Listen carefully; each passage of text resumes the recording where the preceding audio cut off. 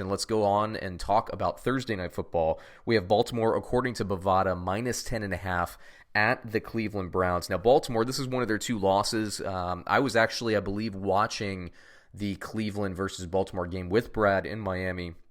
And Nick Chubb just was going nuts in that game. So I think that's the way at that point in the season that you tried to attack Baltimore, although I don't think that that would necessarily work this time around. Look, Baltimore is first in the league in points. They rank, they score 33.7 points per game.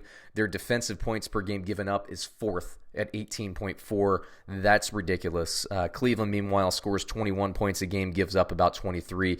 They're a net negative. Baltimore is a net positive by the tune of about 15.3 points. This game slants heavily towards Baltimore. Even if somebody out there is like, hey, what about the home game? Baltimore scores 37.3 points on the road and gives up 16.9. So their net actually improves as a road team, believe it or not. Cleveland, meanwhile, they're about even. They're 23 points a game, and they give up 23 points a game. So, I got to say, there's probably going to be some points in this game. I don't think that Cleveland is going to reproduce what they did the last time. For me, 10.5 points is a lot to lay down. I think Baltimore will cover. That's my pick. That's Brad's pick, and that's what Rockobot, my computer engine, picks as well. We all like Baltimore in this game. However, as a bettor, I usually don't lay double-digit points, especially against a team that already handled the team in question.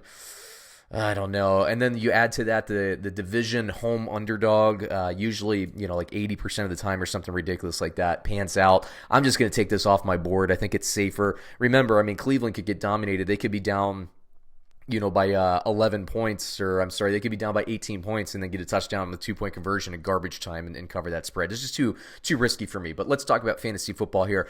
Lamar Jackson is definitely a start. I think he gets 2 to 3 touchdowns. Mark Ingram is definitely a start. I think he gets a touchdown. I don't like Gus Edwards. I don't like Marquise Brown. I don't like any of the receivers aside from Mark Andrews, who I think also gets into the end zone as well. Now, I know one of these other receivers, I would say it's most likely that's Marquise Brown, but I'd probably stay away from everybody else. Now, Cleveland, Baker Mayfield, I'm staying away from him this week. I've liked him in recent weeks, not this week. Nick Chubb, I like every week. I would love him if it weren't for Kareem Hunt taking all of his touchdowns away, but he averages about 8 yards per carry. It's nuts. He's still, for my money, the best running back in the league. It's just that Cleveland can't figure out, hey, maybe hand the ball to that guy. It's just crazy. Odell Beckham, I think, is a start. I think Jarvis Landry is a start. I think Jarvis Landry likely gets into the end zone.